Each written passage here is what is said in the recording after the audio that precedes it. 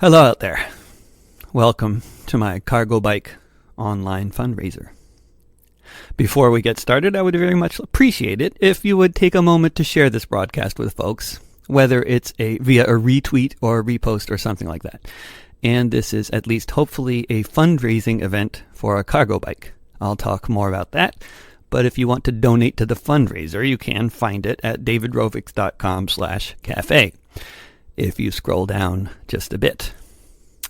My apologies in advance if I ignore requests to play songs that aren't related to the subject material at hand, and my apologies to you videophiles out there who are freaked out by the fact that I'm not looking at the screen much of the time. Screens. This is the first live-streamed thing I've done in a long time, having gotten more into pre-produced, focused podcasting efforts since last summer. If you aren't already familiar with them, you can find them on any of the usual podcasting platforms. If you search for Song for Today, in the case of one of them, and This Week with David Rovics in the case of the other. Several of my podcasts for This Week with David Rovics have been related to this project in Denmark, or history related to the area, including windmills and campfires, Before the Flood, for all the bicycles in Denmark, and Blowing the Whistle in 1943. I was originally going to do this broadcast from the very cafe in Denmark that I will be helping to run for most of the summer, along with my family in the small town of Hellebæk, which is near Helsingør, north of Copenhagen, just across Öresund from Sweden, which is only a couple of kilometers away, easily within view, along with a lot of boats, bicycles, and forested landscapes surrounded by water.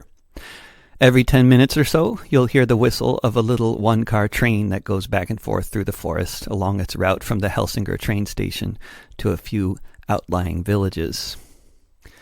The idea of the broadcast was originally to show people out there on the internet around the cafe a bit, and specifically to share with you the photo exhibit I was going to put up beforehand. Since I'm not there, and the photos are still in a packaged state for transport, that part will have to wait. Though if you peruse the cafe's spiffy new website, cafehellebæk.dk, designed by another foreign visitor, my friend Kalindi Jackson from Florida, you can see some of them in digital form. There. Cafe Hellebæk, that's HELLEBAEK.dk. The cafe is a tiny old building with a traditional Danish straw roof, where in many parts I have to duck in order to avoid hitting my head on the ceiling. I figured I'd attempt to illustrate this to people from afar, and along with showing you around the place, I figured I'd share a bit of random information. At the end of the broadcast, I'll squint at the little screen I'm filming this with and see if anyone has questions that I haven't already talked about. But I'll begin with the more obvious ones, or the ones I'm often asked, and I'll randomly interrupt the Q&A with songs. Imaginary Q&A. Why are you doing this from your living room and not from Denmark? My Iceland Air flight was cancelled because of the Boeing 737 debacle, and I was rebooked onto SAS. Then the SAS flight was cancelled because the pilots went on strike, so I'm missing out on the shift in the cafe, the photo exhibit, and the cafe concert, not to mention several May 1st gigs all over Denmark. What do you have to say to those SAS pilots?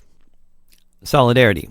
They are fighting the class struggle we all should be fighting against the same prospects for low wages and uncertain hours that more and more pilots in the U.S. and other countries are having to deal with.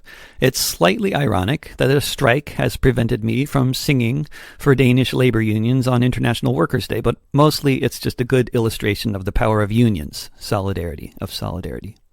It is mainly because of solidarity, of exactly this kind, that the working class in Scandinavia is as comparatively well off as it is today. The SAS Corporation is trying to bring their pilots' working conditions in line with industry standards. In Scandinavia, it has long been understood that industry standards means lowering standards. It means the race to the bottom, the opposite direction that the global working class or the Scandinavian working class should be moving in. If I were able to be in Denmark doing the multiple May 1st performances that I had booked in Copenhagen, Odense, and Haderslev for this coming Wednesday, I'd be singing this song, among others. Today, I dedicate it to the SAS Pilots Group.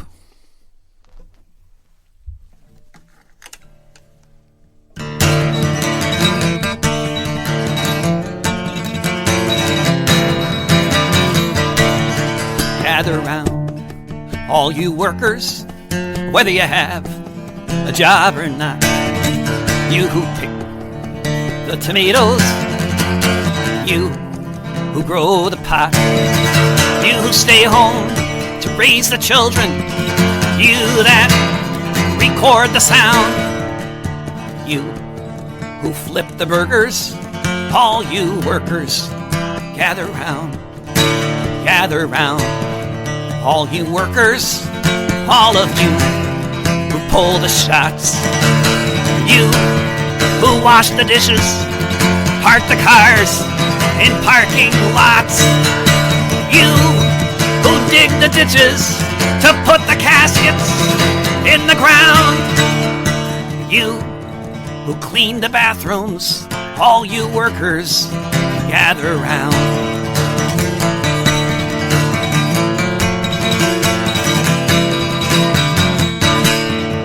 Gather round, all you workers, all of you who write the code, you who teach the children, you who pave the roads, you who run the freight trains wherever they be bound, you who drive the buses, all you workers, gather round, gather round.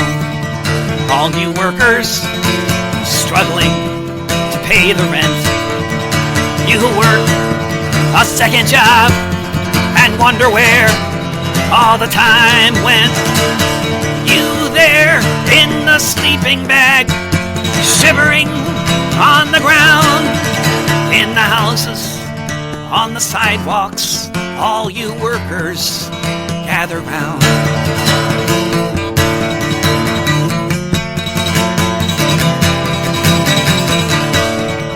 Gather round, all you workers, all you actors on the screen, you who point the cameras and write for the magazines, you who launch the missiles, you who fire from the ground, you who fly the helicopters, all you workers, gather round, gather round. All you workers, gather round, and you will know that gathered all together we can vanquish any foe. As sure as we're made of water, so history has found the workers have the power if all we workers gather round.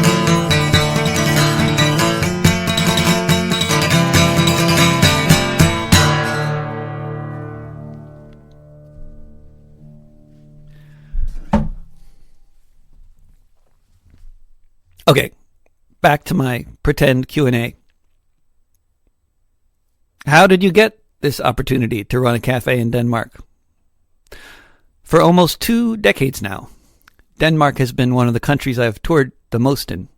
For more than one of those decades, I have had these friends in Hellebeck who are part of a network of organizers and pedagogues doing useful things called the Activist College. It was once a police academy a long time ago, and later a boarding school. People live and work in the various buildings, which were clearly built at various times and with varying intentions involved, from old and ornate to simple and practical. Part of this campus has long included a tiny little cafe on the coastal edge of the property. For years I said to my friends there, my retirement plan is to run that cafe, until one day they said, why don't you do it for a summer? And the idea was hatched. Why do you want to run a cafe?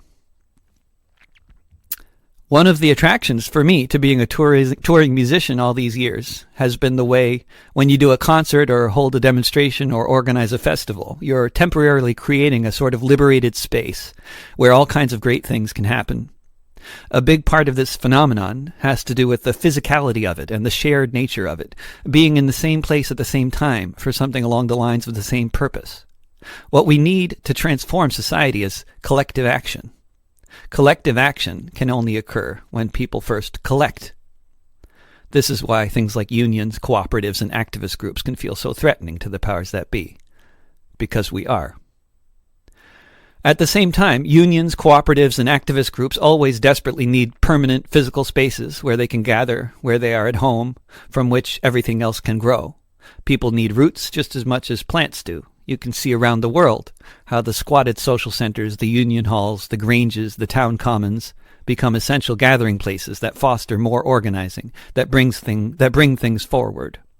This has always been evident in movements from Occupy Wall Street to the occupations of Tahrir squares, of the Arab uprisings, to so many others. While creating spaces for organizing, we are also posing the question, whose world is this? Does it belong to the few or to the many? There are those reasons, and then there are others, many others. I have 3 children, and I want to spend more time with them. I can't imagine what I'd rather do with them than spend a summer running a cafe in a small town in Denmark. Partly to get out of the comparatively big city of Portland with its increasingly toxic summer forest fire air, but mainly to be in a place that feels, in terms of what the real world has to offer, like pretty close to paradise to me. I randomly decide when it's time for another song.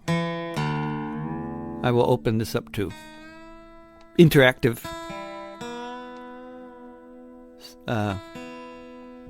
participation. If you're watching the live stream. Soon. But for now, more monologue. Or a music log.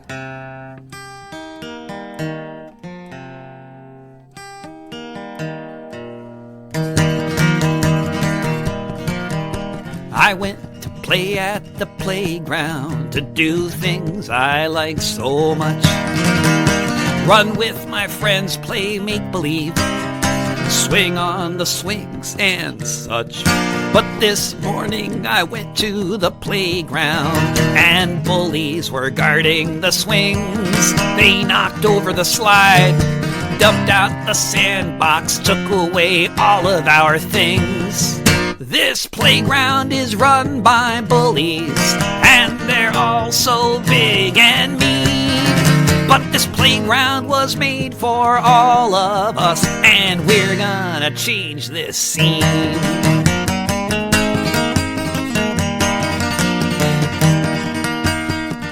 Well, all of us were scared of the bullies. They were so big, and we were so small. Till somebody said if we organized, we could be 10 feet tall. We stood on each other's shoulders, put blankets over our heads. We looked like monsters and we roared like lions, and those bullies ran home and hid under their beds. This playground was run by bullies, and they're all so big and mean. But this playground was made for all of us, and we're gonna change this scene.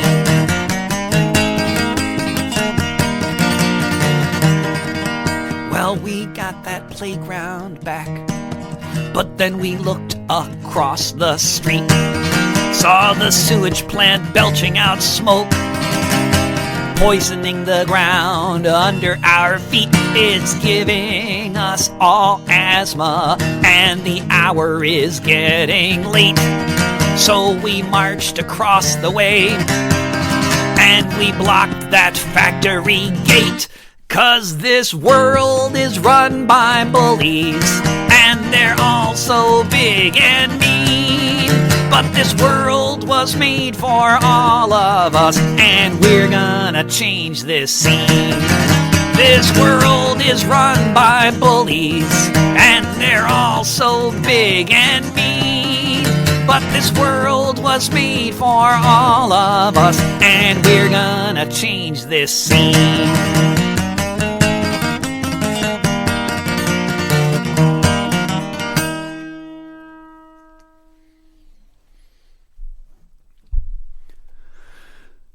Okay, I've got a little more of my pretend Q&A before I turn to to the comments or questions collecting on my phone here in front of me. What's so great about the place where you'll be running this cafe? Aside from the temperate climate, the water, etc., it once again really comes down to collective action. What is so great about Denmark as opposed to other islands in the North Atlantic?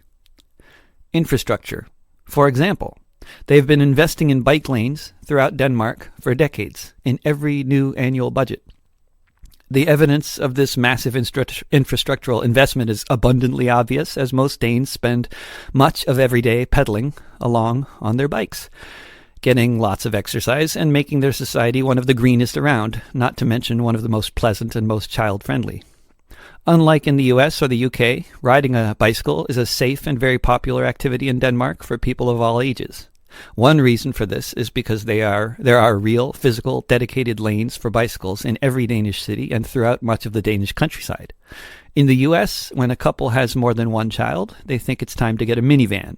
In Denmark, it's time to move up from a bicycle to a cargo bike. But if you're going to be running a cafe in a wealthy European country, can't you just buy this $4,000 bicycle from your earnings? It's true that Denmark is a very wealthy country. But this is a very small cafe.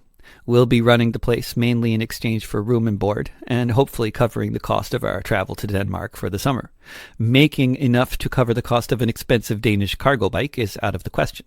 Covering this cost from my other sources of income, such as they are, is absolutely a non-starter. So, crowdfunding. But why should I donate money so you can buy your family a cargo bike? If you can enthusiastically agree with one or ideally several of the following statements, then I'd humbly suggest that you are a fine candidate to donate to this crowdfunding campaign. I'd like to get a ride in your cargo bike from the train station in Helsinki to the front door of Café Hellebeck. I'd like to hit you up for that free espresso drink after I donate. I'd like to see you do a concert tour by cargo bike. It makes me feel good to think about how much fun all those kids will have riding in your cargo bike. I can easily afford a small donation without skipping a meal.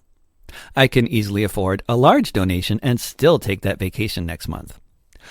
I'll conclude the pre-planned portion of this live stream with a song that broadly covers some of the themes I've discussed here, and then I'll see what's on the screen.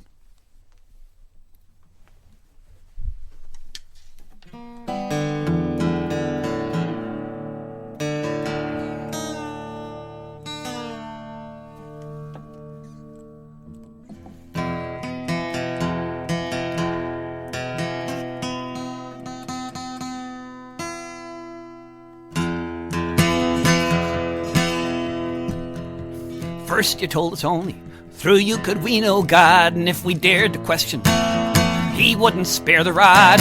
For you we worked the soil, for you we dug the moors, for you we shed our blood, fought so many pointless wars. And now you try to tell us there's nothing we can do. You say the world around us belongs fairly to the few, but about 8 billion people no doubt will agree this world is our home, not your property. It's the commons, our right of birth. And you who would enclose the land all around the earth, our future is your downfall when we cut this ball and chain. You who'd sacrifice the public good for your private gain.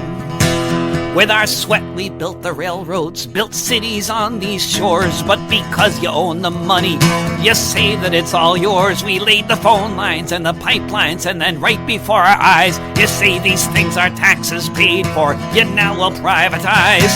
Privatize the hospitals, privatize the schools, privatize the prisons for all those who break your rules, and preparing for the day when all the wells run dry, you say you own the very rain that falls down from the sky, but it's the commons, our right of birth. And you'd own the water all around the earth. Our future is your downfall when we cut this ball and chain. You who'd sacrifice the public good for your private gain. You claim to own the harvest with your Terminator seeds.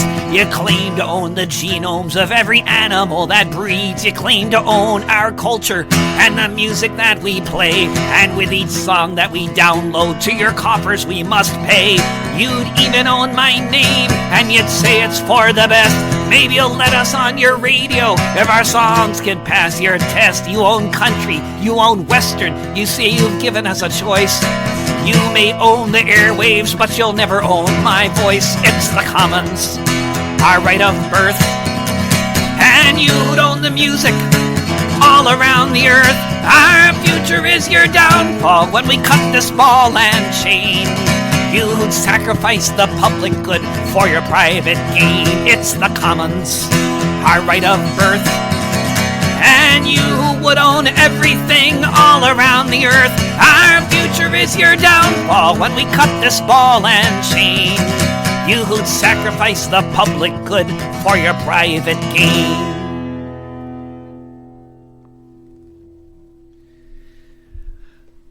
And that concludes the pre-planned part of this occasion. And